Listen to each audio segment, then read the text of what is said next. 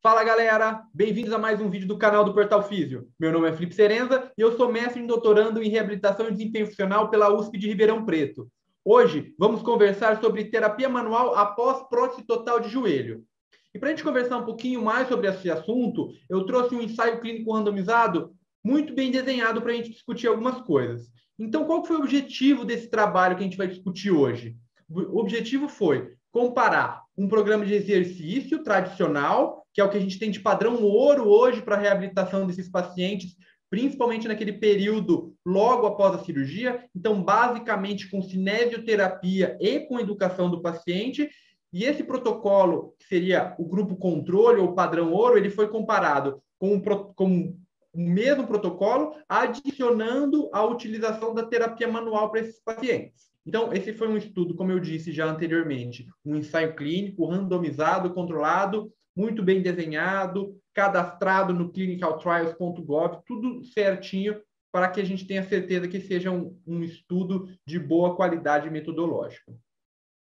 Então, o que o grupo de pacientes realizou na fase hospitalar? Isso tanto o grupo controle quanto o grupo intervenção, ok? No primeiro dia de pós-operatório, eles receberam crioterapia ou gelo por 15 minutos, 5 vezes ao dia, e algumas orientações básicas, como, por exemplo, exercícios metabólicos ou exercícios ativos de tornozelo, contrações isométricas de quadríceps, ou seja, uma conduta ainda bem conservadora, bem simples para esse primeiro dia de pós-operatório. Já no segundo dia de pós-operatório, esses pacientes aí sim foram randomizados para cada um dos grupos. Então, um grupo foi para o controle e outro grupo foi para o grupo intervenção, que era o grupo exercício mais terapia manual. E agora vamos ver o que cada um desses grupos fez. No grupo controle, fez uma série de exercícios e todos os exercícios realizando 3 séries com 10 repetições inicialmente. Então, foram exercícios bem simples, a maioria no próprio leito, como, por exemplo, flexão ativa assistida em decúbito dorsal, ok? Tanto de joelho, associado com a flexão ativa assistida de quadril, então, que a gente chama de tríplice flexão. O SLR, que é a elevação da perna estendida. Alguns exercícios em pé também, como a flexão do quadril e do joelho, uma espécie de treinamento de marcha estacionária com a utilização do andador.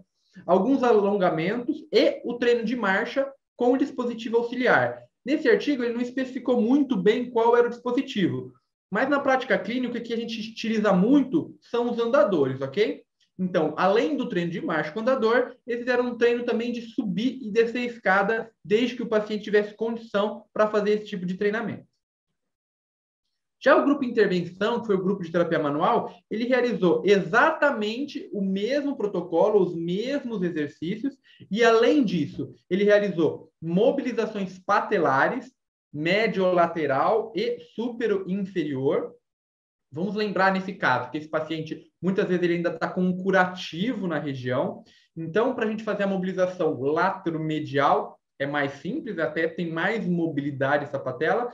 E para fazer a mobilização superior, que a gente já tem uma mobilidade um pouquinho menor da patela, a gente tem que ter algum cuidado para a gente não machucar, tomar cuidado com essa cicatriz, com esse curativo. Mas é possível fazer sim. Mobilizações tibiofemorais, glides. Ele fala do glide, tanto o glide posterior quanto o glide anterior. Então, ele coloca um rolinho debaixo do joelho do paciente e faz essas mobilizações.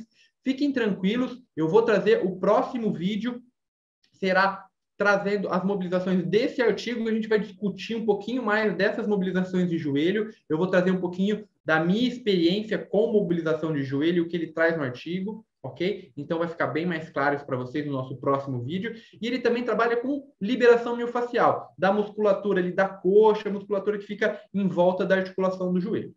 E o que ele avaliou? Quais foram os desfechos primários? Primeira, a amplitude de movimento de flexão e a dor avaliada pela escala numérica de dor.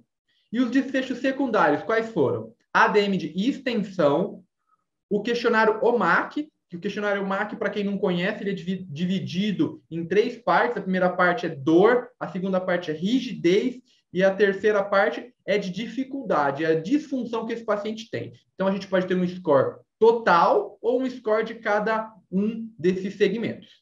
Ele também realizou o teste de caminhada de 10 metros, O teste de sentar e levantar 5 vezes, você marca o tempo que o paciente demora para fazer essa tarefa. O SF12, que é um outro questionário de qualidade de vida, é um questionário global diferente do OMAC. O OMAC é específico para o joelho, pode ser usado para o quadril também, mas é específico para o joelho. Já o SF12 é um questionário de qualidade de vida, global. E ele tem duas dimensões, uma física e uma mental. Então, a gente pode analisar ele também de maneira separada ou em conjunto. E ele também avaliou a satisfação do paciente. Como que ele avaliou isso? Pela escala de avaliação global de mudança. Então, o paciente podia dar uma pontuação tanto para se ele sentiu que piorou, se ele sentiu que ficou a mesma coisa, ou se ele falou que ele acredita que melhorou o quadro dele. E agora vamos para os resultados. O resultado é bem interessante. Então, no desfecho primário, os pacientes apresentaram melhora na dor, tanto na alta, quanto na avaliação de 2 semanas, quanto na avaliação de 2 meses. Os 2 grupos apresentaram melhora ao longo do tempo na dor. Entretanto, o grupo que fez a terapia manual apresentou a melhora em comparação ao grupo que não fez terapia manual em todos os pontos de avaliação. Então, aí já tem um primeiro insight, um primeiro ponto legal que vai em favor da utilização da terapia manual para esses pacientes. Em relação à amplitude de movimento de flexão, os pacientes que foram do grupo de terapia manual apresentaram também melhores resultados, tanto na segunda semana quanto no segundo mês. E no segundo mês, esse resultado foi de aproximadamente 13 graus. Então, isso foi bem acima da mínima mudança clinicamente importante, ok? Então, mais um ponto a favor do grupo de terapia manual. Agora vamos para os resultados relacionados aos desfechos secundários. Em relação ao amplitude de movimento de extensão, não teve diferença entre os grupos. Entretanto, todos os pacientes que participaram desse estudo, grupo controle e grupo intervenção, quando eles foram avaliados com 2 meses, eles já tinham a extensão completa de joelho. Então, ótimo, os 2 grupos recuperaram a amplitude de movimento de extensão, que é tão importante para esses pacientes. Em relação ao MAC, que é o questionário relacionado à função do paciente, o grupo de terapia manual apresentou melhores resultados em comparação ao grupo controle, tanto na segunda semana quanto no segundo mês. Em relação ao questionário SF12, questionário de qualidade de vida global, lembra que eu falei que ele tem duas dimensões, a física e a mental? A mental não teve diferença entre os grupos. Entretanto, na função física, com 2 meses, o grupo de terapia manual também obteve resultados melhores comparados com o grupo controle. E quando a gente foi avaliar o teste de caminhada de 10 metros, no momento da alta, o grupo de terapia manual também conseguiu resultados melhores comparados com o grupo controle. Bom, para fechar um pouquinho de tudo isso e para a gente conversar um pouquinho, o que são as principais conclusões que a gente pode ter? Que os resultados desse artigo, eles realmente indicam que o exercício, quando combinado com a terapia manual, é eficaz na melhora da dor, na função e na satisfação do paciente, principalmente quando a gente pensa nesse curto prazo, nesse período que o paciente ainda está internado e nessas primeiras semanas, o artigo avaliou até o segundo mês. O que a gente pode trazer da nossa prática clínica, e até baseado muito na literatura, é que esses 2 primeiros meses, eles são cruciais para a reabilitação desse paciente. Os ganhos funcionais do paciente que faz a prótese de joelho, eles acontecem de maneira muito importante até o 3º mês. Então, a gente pensar que o paciente sentiu menos dor, evoluiu mais rapidamente nesse período, principalmente nesse período inicial, é algo muito, muito importante. E esses pacientes também que passaram pelo grupo de terapia manual, eles tiveram uma satisfação melhor. Isso muito provavelmente está relacionado ao menor nível de dor. Então, o paciente sente menos dor, ele consegue fazer melhor os exercícios, ele recupera a capacidade funcional dele muito mais rápido.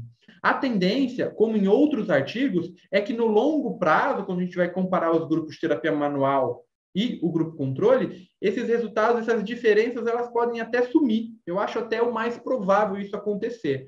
Mas a gente tem que lembrar, o conforto, satisfação do paciente é algo muito importante. E ganhar, principalmente nessas primeiras semanas, devolver a função desse paciente é um objetivo que a gente tem que buscar a todo custo.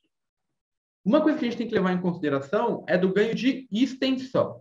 ok? Então, quando a gente vai analisar os dados do artigo, a gente tem que tomar cuidado, porque lá ele fala que não tem diferença. Se a gente for pensar, uma das principais funções da terapia manual são duas, na verdade, as principais funções. É ganho de amplitude de movimento e controle da dor, ok? E aí a gente pode melhorar a função desse paciente melhorando esses dois pontos. Quando ele fala que não tem diferença para extensão, para flexão tinha diferença, sim, a gente fala, então não faz tanto sentido a gente utilizar. Mas por que isso aconteceu? Porque os dois grupos chegaram à extensão completa logo nas primeiras semanas. Então, obviamente, quando a gente vai fazer uma comparação, se os dois grupos já chegaram no zero, não dá para melhorar mais que isso, os grupos vão ficar iguais. Então, a gente finaliza aqui mais uma discussão de artigo. Espero que vocês tenham gostado, que vocês possam utilizar isso na prática clínica de vocês. A gente está tentando trazer artigos que têm uma aplicabilidade clínica muito fácil, muito rápida, para que isso ajude no dia a dia de vocês. Fica aqui o meu abraço. Vejo vocês na próxima semana, nos próximos vídeos.